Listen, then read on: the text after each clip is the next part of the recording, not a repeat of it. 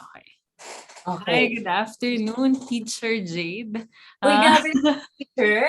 Ayun, so Nakakaloka. I know ngayon interested ako malaman kasi how you started this business tsaka yung career mo as a singer and vocal coach. So these parang how do we get to know you better? How young are you? Kung comfortable ka? I mean,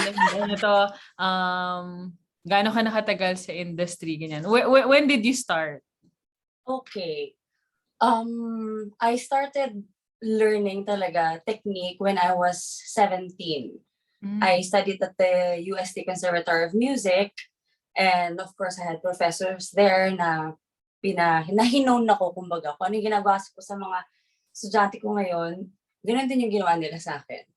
So, nung nag-enroll ako sa UST, actually, hindi ko in-expect na classical. Classical kasi yung singing dun eh. So, I did not know na either theater or classical lang yung nandun. So, opera or musical theater.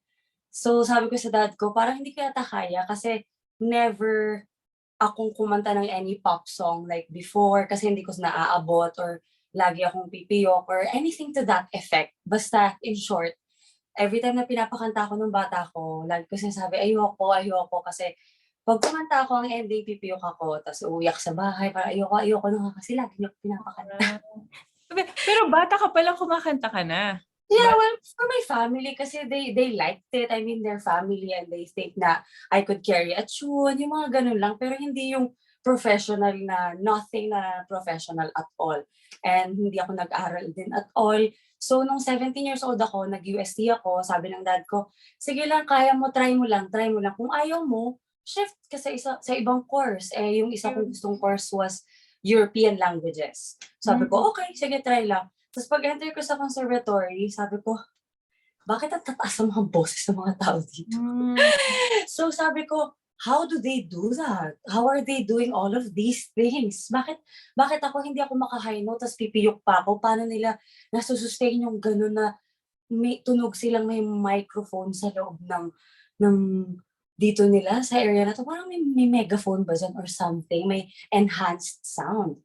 So I was very curious up to the point where sabi ko sa dad ko, actually parang gusto ko to. Something that, I do not know how to do and I love doing. Pero hindi ko siya, kunwari pipili ako ng kanta, hindi ko siya magawa kasi hindi ko ma-interpret ng maayos kasi hindi ko alam kung paano ka gagawin technically.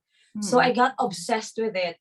So every day, magbubuka ako ng music studio, magpa-practice ako, as in, itatry ko yung mga ginagawa nila. I would try to imitate, pero hindi ko talaga magawa kasi naturally low yung voice ko. So after a while, syempre, singing is very much muscle memory. It is technical. So, kakaulit ko ng kakaulit sa mga ginagawa ko, and mayroon akong, of course, guidance ng voice teacher ko, and then I would take master classes at the conservatory, and at the same time, I would fly abroad for master classes. So I would learn from opera singers in Italy, from Italy. So I was able to sing for the very, very famous soprano as well, Korean soprano. So alam mo yun, marami akong mga experiences na doon ko nakuha yung naintindihan na technique lang pala yung kailangan. And the secret recipe, kailangan talaga masipag tayo. Kasi kung nag-stop ako nung time na yun, siguro yung technique ko nag-stop din, and probably nag-ibang course na ako. Kasi it was just a little bit hard for me to comprehend kasi nga I had no technique at all. Tapos meanwhile, lahat ng classmates ko, alam nila yung theory, alam na nila alam magbasa ng notes, alam na nila kumanta ng classical. So I felt so left behind. But I would always use that ever since I was a kid. I was already very hardworking. Alam mo, honor student ako ever since I was kindergarten. So, kaya nga hindi ako tumangkad. Sabi ng dad ko, bata pa lang daw ako, stress na daw ako. Kaya hindi ako matangkad, unfortunately. Pero, nung nag-conservatory ako, ayun, I was able to take up Bachelor's of Music, which is major in vocal performance. So I was also a member of the UST Singers. So nag-choir din ako. So lahat yun naging magandang training for me. And I would tour abroad. I would stay there for 4 months, 6 months, and sometimes alone. And I would just tour around just to enhance and hone my craft. Like, as in, nagma-masterclass ako, kung ano-ano yung ginagawa ko. And I would have many, many, many books that I would write everything, lahat ng technique, pinagsasama-sama ko. Okay, ito yung kukuhain ko, ito yung important. Sa tingin ko, ito yung pare-pares na lang sinasabi. So I would gather all of those, and then sumasali ako ng vocal competitions here in the Philippines. And yun, thank God, dahil sa sipag, nanalo naman ako. I was able to win those competitions kasi nga, I would always work hard. So, nung nakuha ko na yung technique, after a while, when I graduated at the conservatory, nag-decide ako na mag-compose ng songs, di ba? Hindi ako sa conservatory nag-compose. Nag-compose ako after my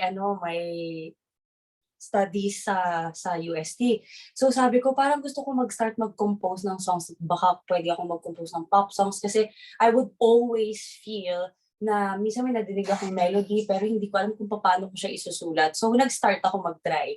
And then yeah, as of like probably 3 years ago, nag-start na ako mag-mainstream and in-experimentohan ko yung sarili ko na lahat ng technique na ginagawa ko, gusto kong gawin mag-pop, anong gagawin ko? Gusto kong mag-R&B, ano ang i-adjust ko? Gusto kong mag-Broadway song, ano i-adjust ko? Opera, alam ko na yun yung minaster natin nung college. So it would be all of those kinds of genre. And naging first time kong mag-record ng pop, first original song ko 3 years ago, 3 or 4 years ago. Nirecord ko siya and dun ko lang na-discover kung paano mag-pop, kung paano mag-chest, kung paano, like everything. Sabi ko, so, kasi dati hindi ko siya naaabot eh. Because the wrong muscles. Kasi nga bata pa ako, so lagi akong pipiyok. But when I learned classical singing, which is the foundation of all sorts of genres, yun yung pinakamahirap eh. So nung natutunan ko siya, after that, nagtuloy-tuloy na lang yung pag-aral ko sa mga iba't ibang genres. And when I discovered how to sing pop, parang okay, konting adjustment lang pala to. Or pag medyo R&B, kailangan damihan mo yung mga kulot-kulot. Or alam mo yun, iisa-isahin mo talaga siya, pero yung technique hindi siya nasa-sacrifice, hindi siya sinasacrifice, or hindi siya nawawala. Konting adjustments lang. And then, ginawa kong project yung sarili ko. After that, I started teaching. I've been teaching for, I think, 4 years now, 4 or 5 years now. And I think ngayon lang talaga nag-bloom mula nung nag-start yung pandemic. Kasi doon talaga ako nakapag-focus na tutukan yung mga estudyante ko. Kasi before, hindi ko sila masyadong matutukan kasi I would also perform. Kasi busy-busy eh. Everything is just, everyone's just moving. Tapos biglang pandemic, stop. I actually was supposed to have a concert in Germany, Singapore, and Australia. Kaya lang, hinto daw. So, hindi daw po pwede. So, nag-focus ako sa mga estudyante ko. I was teaching them non-stop. And then, after that, na-meet ko si Ina Raimundo. Yeah. Yes, doon nag-start. So, na-meet ko siya sa Zumba class. Di ba? Zumba pa ako. And then, hindi ko accidental meeting yun. Yeah. I mean, Zumba, pares kami ng gym eh. Tapos nakita ko siya sa Zumba and I also wanted to take Zumba classes. So, nakita ko siya nandun. And then, hindi ko alam kung paano nangyari na nalaman namin na kumakanta ako. Tapos gusto niyang paturuan yung mga anak niya. Patsaka siya. So, I actually teach her entire family except for yung si Jacob and then the husband of, and then the other kid, si Mickey. But the rest, I teach all of them. So, it started like that. And then si Erica yung talagang hinon ko ng hinon. And then after that, ayun na, marami na mga sumunod na mga paturo. And after I had a guesting on I Want ASAP TV, there was, andun na si Maymay nun. Guesting namin Erica yun eh. Kasi si Erica, we composed a song together. So before she left for Berkeley, nasa Berkeley College. Galing. Yeah, in Boston. So we actually prepared for that for almost 2 years, and she's also very, very hardworking. And now she's there having the time of her life and doing music. She that. So yeah, after the guesting, my messaged me, and then she was asking if I could coach her kasi she has an album coming up, blah blah blah blah blah. And of course, so doon na yun, the rest is history. Okay. And I have actually a lot of students now. Most of them are celebrities, and some of them are releasing songs on Spotify sometime soon, and some of them are still composing, and some of them are doing concerts. And yeah, I'm just fortunate enough that all my students are very hardworking. I mean, siguro they also see that in me kasi I always talagang grabe ako magturo, very very how I perform. That's also how I teach. I give 100% talagang passion in everything that I do. So, yeah, yun, dami ko. Diba, medyo mahaba kasi, hindi lang siya yung sa teaching agad kasi hindi naman yun yung naging focus ko nung una Pero nung na-realize ko na nako-correct ko yung sarili ko, and then yung sisters ko nagpapa-lesson sa akin, they also wanted to, wanted to try. Pero iba kami ng course, yung isa fashion designer, yung isa interior designer. Pero gusto rin nila mag-try na kumanta. So, nagle-lesson sila sa akin before. Tapos sa isip-isip ko, parang kaya ko yata magturo. So, pinag-experimentan ko sila. And then, I also experimented on myself. And then, of course, lahat ng mga tinuro sa akin ng mga voice teachers ko from before, mentors, ginather ko lahat yon. And of course, lahat ng mga nakasulat sa notes ko from my past 12 years of performing. 12 years na ako nagpe-perform. So it's been a while. And I've probably done mga 15 operas in my lifetime. So, parang bata pa lang ako pagod. Hindi, yun yung striking sa akin na yung dad mo, unlike other kids kasi 'di ba, we know na hindi supportive when it comes to music. Alam natin minsan yung mga misconceptions ganyan. So yung ibang parents i-discourage yung anak mag-music. Tas from your story, yung dad mo yung nagpo-push sa'yo. Both my parents. As in, you come from musically Palawan. family? I was born and raised in Palawan, Puerto Princesa City.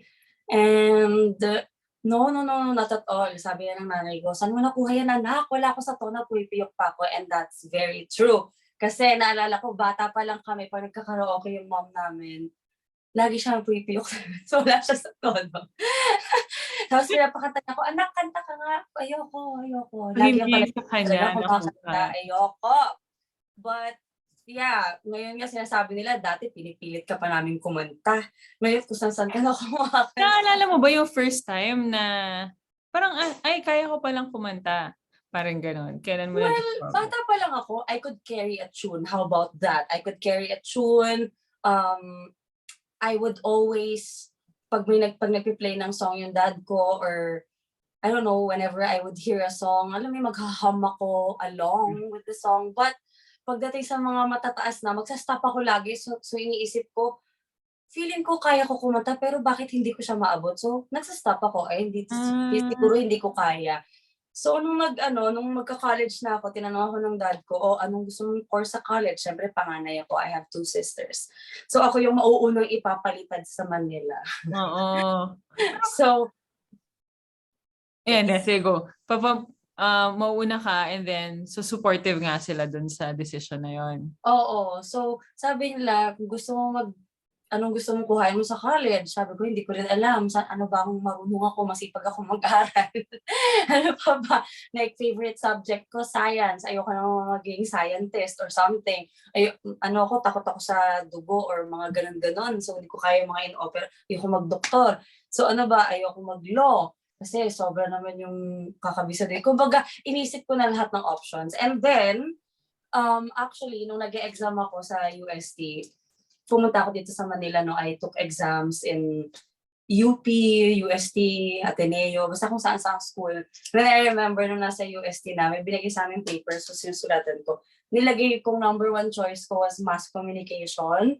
And then my number 2 was, I forgot. Basta hindi ko maalala kasi sobrang hindi ko talaga pinag-isipan. Tapos nung ibibigay ko na yung paper, nakita ko may music, Conservatory of Music. Kinuha ko yung paper, in-erase ko, pinag-switch ko, tapos sabi ko sa daddy ko, okay, bahala na ako kung ano na lang malagay ko doon ng course.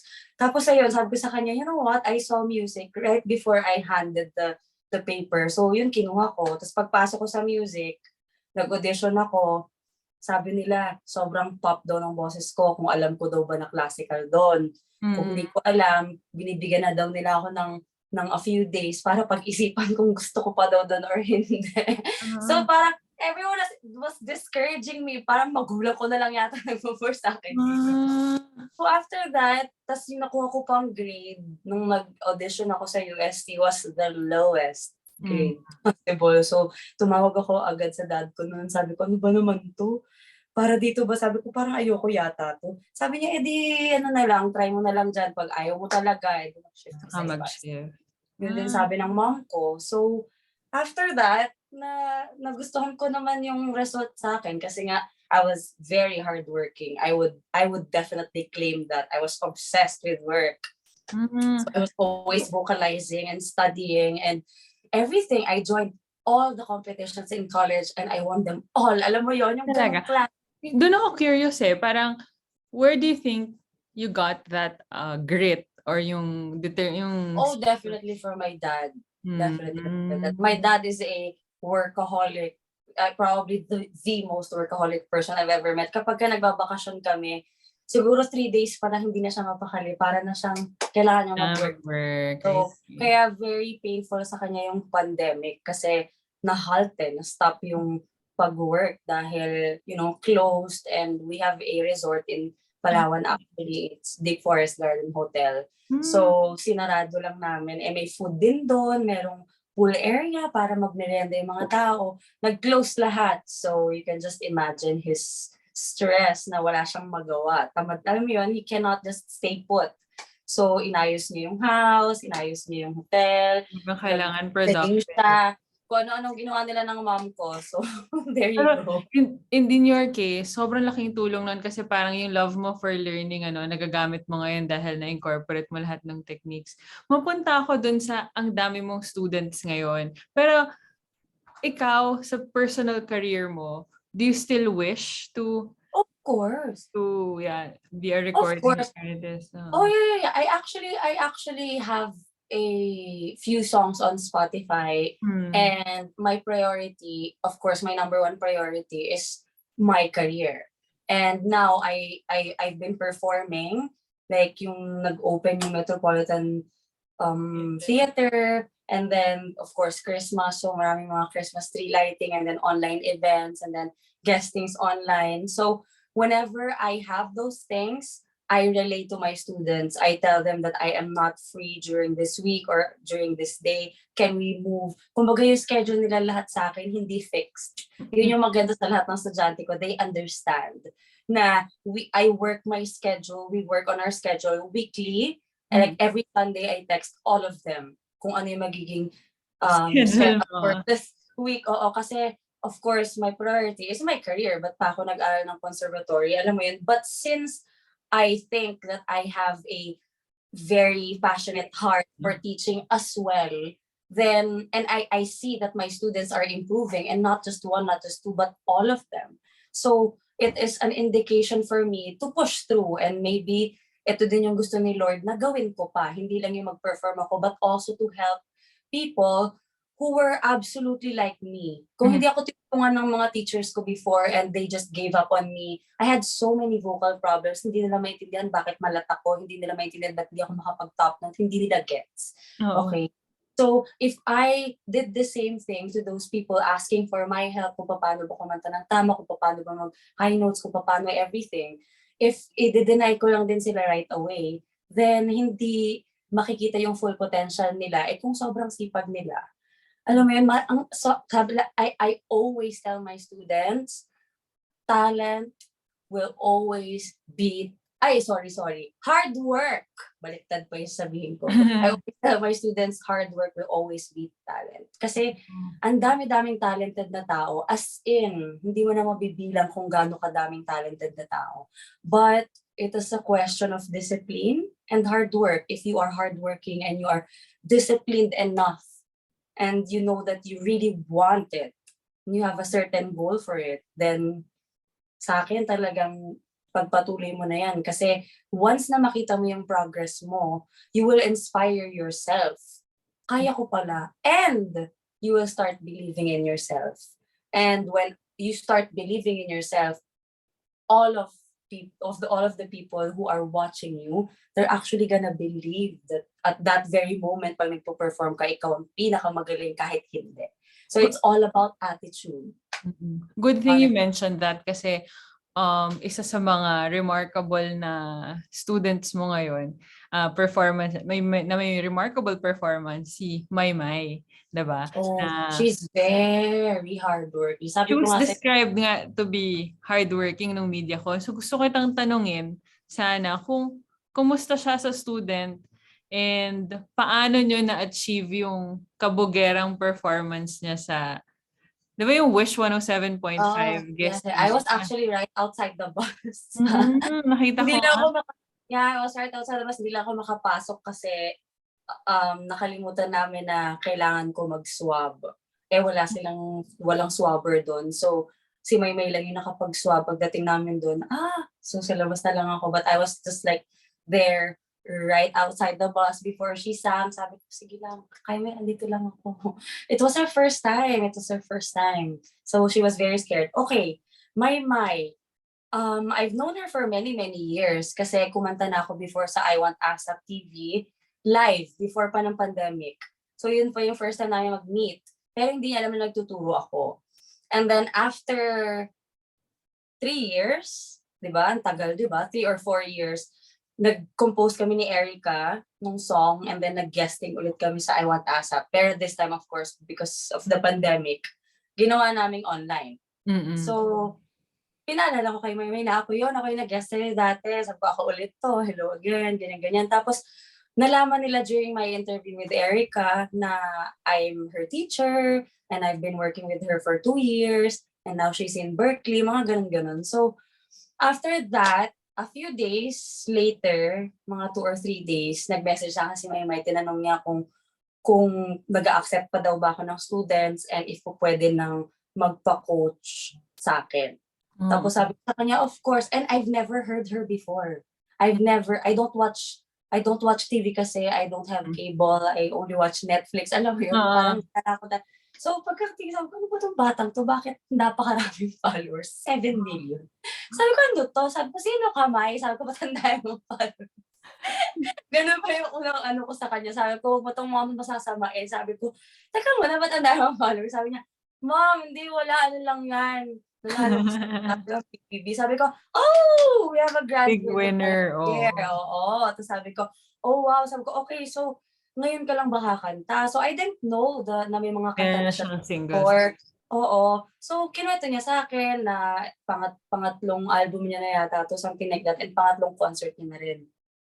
So when she started with me, of course, just like any human being na nag-aaral, maraming kinokorek. Diba? Tatanungin natin yung i-explain mo muna kung ano talaga yung nagfa-function when you sing. Kung ano yung mga certain muscles na magfa-function when you sing. And basically everything, explanation muna. And then after that, you are gonna make that person understand. Kung may hindi naiintindihan, dahil hindi naman natin nakikita yung dito natin, yung nasa loob ng katawan natin, we have to be very imaginative. Kaya I always ask my students, pag may mga tanong kayo, raise your hand and just let me know para masagot ka agad. It's very complicated but at the same time logical. Ano siya, pag naintindihan mo yung logic behind it, sabihin mo na lang, ay, oo nga no, it actually makes sense. And you'll just, be eager and more eager to learn. Kasi nga alam mo meron siyang effect. So, yeah, after the first lesson ni Maymay, ang dami niya kaagad natutunan. Siyempre, wala siya at all na idea kung paano ba talaga kumanta. Wala siyang any form of training, zero. Kumbaga, ako yung pinaka-first niya talaga, so I had to explain to her everything. And sa sobrang sipag niya, masipag na nga ako, di ba? Ano nga ako honor students in elementary hanggang cum laude ng college. So imagine mo na lang yung sipag ko. Nakahanap ako ng katapat. Let's put it that way. So, sabi ko, okay, so naiintindihan mo lahat ng sinasabi ko kasi nag-gets mo lahat. And alam mo yon, she was already able to do what I was asking her to do. First lesson pa lang yun. She was so desperate to learn and eager. Hindi lang eager, hindi nga eager, desperate talaga. She wanted it so bad. And I saw that in her. And I was exactly the same. So sabi ko, kailangan ko tulungan tong batang to. So after her first lesson, ayun na. Miss Jade, pwede po ba kayo? Miss Jade, pwede po ba kayo? Every single day. Siya talaga yung ano. And I would, of course, I would also, like, hindi ko naman alam na okay lang sa kanya na everyday. Hindi ko naman alam yung schedule niya. Alam mo yun? Hindi ko naman pwedeng, kahit pag gusto ko siyang i-train everyday, hindi ko naman alam kung ano yung ginagawa niya. And binigyan niya ako ng timeline. Sabi ko, okay, ano yung mga songs mo? Isesend niya pa lang sa akin. Tapos, kailan natin ito i-record? Next month. Okay, 3 weeks. We have 3 weeks. Sabi ko, gagawin mo akong miracle worker nito. Kasi syempre, the voice takes time. It takes time. It's a muscle. Para ka nag-workout ng nag-dumbbells. Tapos, alam mo yon, 3 linggo, merong effect na ng konti, magtotone ng konti, pero hindi pa yung fully developed, syempre. So, it's a muscle that can be developed there. So, after a few lessons with me, kumapit na. Naintindihan niya na, okay, ito pala yung nafe-feel dapat. Kasi as a performer, you should rely on sensation whenever you sing. Huwag kang makikinig sa sarili mo kasi it's a very bad habit. Minsan pag nakikinig tayo sa sarili natin, sound can be so deceiving. The hall can be so perfect. The microphone can be super loud. So we give less when we sing. Tapos kapag dry yung hall, walang balik sa'yo, wala kang madinig, magpapanik ka. So what do? You rely on yourself. You trust the process that you have actually worked hard. So, ayun, sinabi ko sa kanya yan before niya mag-concert. Siyempre, sobrang nababaliw siya sa sobrang kaba nun eh. Kahit ako, siyempre, parang may galing ka natin. Kasi live to. And it was her first time. And it was basically like up to me. Kung ready na ba siya. Ready na siya, kaya palaban ng si Maymay. Okay, so after, we were training for probably 2.5 months. Or mga 2 months, ganun, every single day. Before her concert Pero for her Kabugera single, we vocalized for 3 weeks, or 2.5, something like that.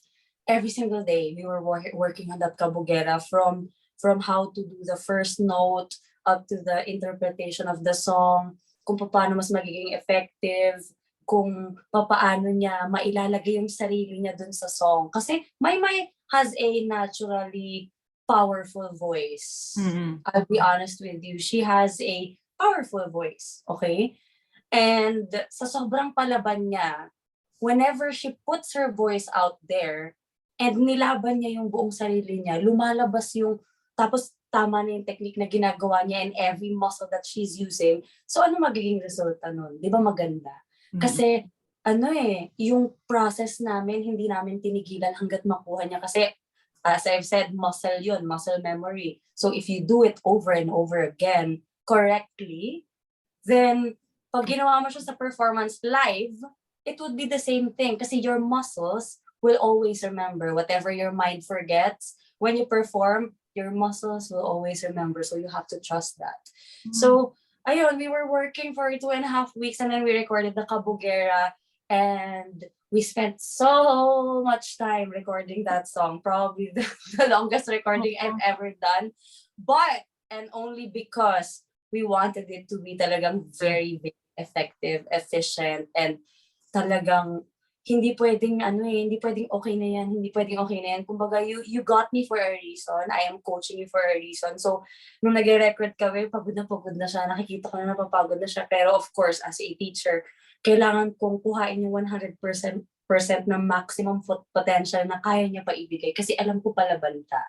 So, pag ako yung nag-give up, sasabihin niya rin na okay na yan. Pero pag ako yung nagsabi na hindi, isa pa, kaya mo yan, ginawa mo yan sa ensayo natin. Kaya mo rin yan ngayon. So, walang difference yun. Rely on sensation, do not listen to yourself, and just do it. So, alam mo, she was just doing it over and over again. up to the point na nakuha niya na. Tapos when she heard it sa recording, sabi niya, hala, parang hindi ko boses. Alam mo, she was so happy and then we actually cried. There were actually lessons when we were crying. She was expressing her gratitude and how she found her voice and how she's very happy with the album. Kasi yung album na yun, para sa boses niya talaga, hindi niya lang alam kung paano gagawin. Kumbaga, ang galing na rin nila Sir Rox na yun yung pinili nilang song for her at yun yung mga pinili nilang song.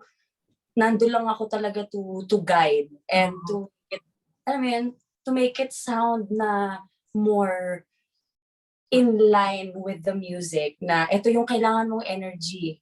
30% lang yung binibigay mo, I need 100%. Or at least 90 kasi I would understand, 3 weeks pa lang natin ito ginagawa. So, yeah, it was honestly a lot of teamwork and, she's very, syempre alam naman natin na, yung hindi siya masyadong confident sa singing niya. Pero, nung natapos niya yung recording na to, and we actually recorded all of her singles, all of her songs from the album. So we did 6 songs. Inuna namin yung Kabugera, of course. And yung mga susunod, abangan nyo na lang kasi it's absolutely lovely. Talagang napakita niya yung, dati kasi palaban yung boses ni Maymay. It was always there. Palaban talaga siya. Pero kailangan lagyan ng color, kailangan lagyan ng sweetness from time to time, kailangan sa mga ibang songs, iba yung interpretation mo because interpretation is everything.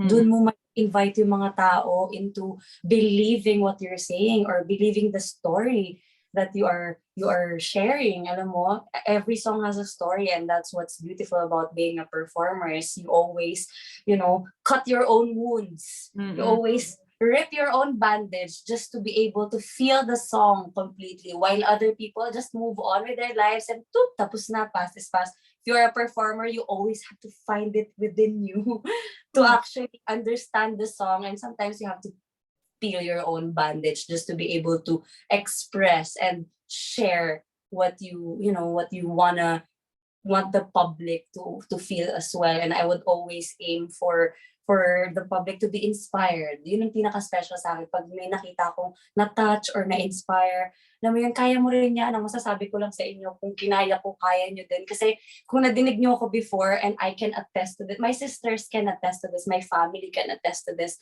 They are, sila yung mga nangunguna ngayon na hindi makapaniwala kung paano yung voice ko ngayon. Kasi kung narinig nyo lang talaga ako dati, talagang hindi mo talaga mai-imagine na I could sing opera number 1 and do all of the songs that I'm doing now kasi sobrang layo talaga and I was probably rewarded because of my hard work. I believe in that. Talagang yung sipag ko talaga yung nag-save sa akin and I would always get that comment in college. Ang sipag-sipag mo, nakakainis, naiinis na sa akin yung mga tao kasi hindi na ako lumalabas. I have missed so many birthdays, so many gatherings. Kahit mga minsan birthday ng family ko, sa sisters ko, may celebration, hindi ako makakapunta kasi may exam ako, kailangan ko mag-aral ng matindi, kailangan ko mag-vocalize, kailangan ko memorize ng songs. I had to sacrifice so much. And you know what? A little sacrifice will always go a long way. How much more kung madami pa, no? Very inspiring. And alam mo, curious lang ako, no? Pwede bang marinig sa'yo yung Ama Kabugera? Kung ikaw ang kakanta. Kahit na yung line. Ama Kabugera! Parang si Maymay, ako nagturo eh. Sobrang may favorite line ka ba doon na? Lalakan na ala beauty queen, aura ko'y nagniningning. Favorite ko talaga yun. Tsaka yung, pagod na akong abutin ang standards na sinasabi nila. Ano man ang iyong gawin, talagang masasabi sila. Favorite ko yun. As in, lagi ko yung sabi, Maymay, parang parang may Egyptian goddess na lalabas bigla. Kaya ganun yung ginawa namin sa interpretation dun. Kasi it's giving that vibe. So, yeah, we actually talagang, part by part namin ginawa yun. And we just made sure na, syempre, ang dami niyang fans, no? Syempre, ako kinakabahan din kasi alam nila lahat yung boses ni Maymay. So, lagi ko sinasabi sa kanya, Maymay, ganyan mo, lahat sila nakakantaway. Pag hindi maayos yung ginawa natin, patay. Puro tayo mababash tayo ng mga tao. Congratulations. Wala nang kapaturo sa akin, patay tayo dyan. But you know what? As I've said, I have to trust myself as well and trust the process that all of my students are doing well. And, so kaya it was a very good teamwork and she is just an inspiring person. I always tell my students that all of my students, sabi ko, masisipag kayo lahat, magsipag kayo lahat. Tignan niyo si Maymay, araw-araw, halos araw-araw nagre-lesson yun. Almost 2 hours a day. 1.5, 2 hours. Can you believe that? Minsan 9 to 11 p.m. Syempre ako, I would start my day like 8 in the morning and I have students from Australia, New York, different parts of the world, Canada. So iba-iba yung time differences pag nagtuturo ako. So sometimes I'm teaching by 8 in the morning for my students in New York. Alam mo yun? So I would end my day at 11 p.m. kasi after a very long day of teaching and recording and kung ano pa mga ginagawa ko, I would still give time na 9 to 11 laging kay Maymay yan. Kahit gano'n pa kapatay-patay na ako sa pagod. Kailangan 9 to 11 or minsan 9 to 10:30 pag coach, pagod ako, pahinga na tayo. Sabi ko, tama na yan. Yung kunwari, 2 hours dapat kami. Pero 1.5 hours pala, parang okay na. Very good na siya. Okay na yan, wag mo na ulit-ulitin.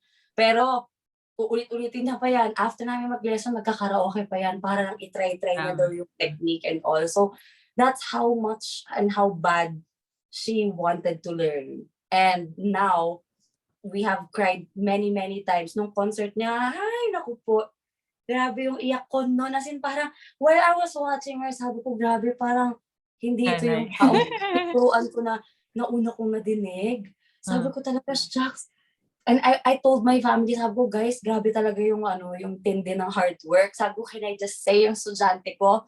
Sabi ko, sobrang, I'm just so proud. And I did the same thing when Erica got into Berkeley. I also told my family, sabi ko, guys, I'm so happy. Sabi ko, ganito pa yung feeling ng maging teacher. So dati, nung mga times na nanalo ko ng competition and I was like performing well, ganito din pala yung pakiramdam nila. Ang sarap-sarap pala sa pakiramdam na may na-instill ka na ganong knowledge and they're actually doing it and you see them bloom. I cried so many times during her concert. Like when Erica was doing SNL as well, Saturday noon live, before she left for Boston, I also cried many times while seeing her perform. Alam mo, pag nakikita ko sa stage and there, sometimes kasi pag nagre-lesson kami online, sometimes they get lazy, hindi masyadong ginagawa, pero pag nado na sa stage, wala ka ng choice. Gawin mo na lahat yon. Kasi kung hindi, ayaw mo pumiyok, adi gawin mo yun. Pipiyok ka lang pag hindi mo ginawa yun, okay? So, eto na yung panaban mo na personality, ibigay mo na lahat. So, during her concert, sabi ko, grabe itong batang to. And then I felt so, how do you call this? Humbled. Because everybody noticed how much she has progressed. I've been receiving hundreds of, I'm not even kidding, she has that much fans. I know. And She has career. Talagang tons of people that love her because she's such a nice soul, kind soul. So, alam mo yun, whenever they would tell me na ang laki na ng progress ni Maymay, and that was even before her concert. And then I was just excited for everyone to see the concert. And nung mag-concert nga, ayun na nga. And I was there, I witnessed everything, and I was in awe. I would always tell her na, hindi wag ka nang kabahan. Every time she would finish, kinakabahan ako. Uulit-ulit na naman. Sabi ko, okay lang yan. Sabi ko, use it as fuel na lang. Sabi ko, okay lang. Kabahan ka, normal lang yan. Kabahan ka pag di ka kinabahan. Di ikaw na mayabang. Kailangan lagi tayong kinakabahan kasi yun yung nagpapahumble sa atin na, okay, I can do this. But mental power is very powerful. So if you think na, okay, kakayanin ko to, bakit ka ba kinakabahan? I'm just gonna inspire people through my music making. I mean, hopefully someone there will be inspired enough to also take up music or to also be a superstar or a performer one day. Ayun, alam mo yun, marami siyang na-inspire. Sobrang dami niya na-inspire, pati mga estudyante ko. Galing. Teka, Jade, sa pagtuturo ngayon, meron ka pa bang request? Sa dami na kasi, di ba? But I'm sure ngayon na mas nakikilala ka, marami pang gugustuhin magpaturo sa'yo. Ano yung tingin mo ba anyone can sing? Oh, lahat yan tinatanong sa akin. Honestly, anyone can sing. Okay? Kasi, syempre, hindi naman niya mahirap na question kasi yan, no? Anyone can sing. Kasi ako, Okay. halimbawa, parang Anyone can definitely sing. Number one, you have to consider, can you carry a tune? If hindi masyado, then there are trainings for that. There are ear trainings. Pwede isa-isa mo ng pindot sa piano and then you have to listen to it carefully. Sobrang kailangan mo lang ng matinding patience. And then, hard work pa din para makuha mo yung tono. Pag nakuha mo na yung tono, ano nga ayusin mo? Technique. So, how do you fix technique? Paano natin ma-reach yung high notes? Paano natin magagawa yung middle and yung low? Paano natin papantayin yan? So, it's really a time-consuming process. But if you really want it, it's very much possible. Alam mo yun, you may not be born the best singer or with the best vocals or with the best ear, but if you want it bad enough, I think you can actually soar and, one day be really good at what you do, just because you are eager and you are desperate enough to want it that badly. So sa mga halimbawa makakanood nito at maging interested, where can they find you? Saan ang mga platforms na they can reach you?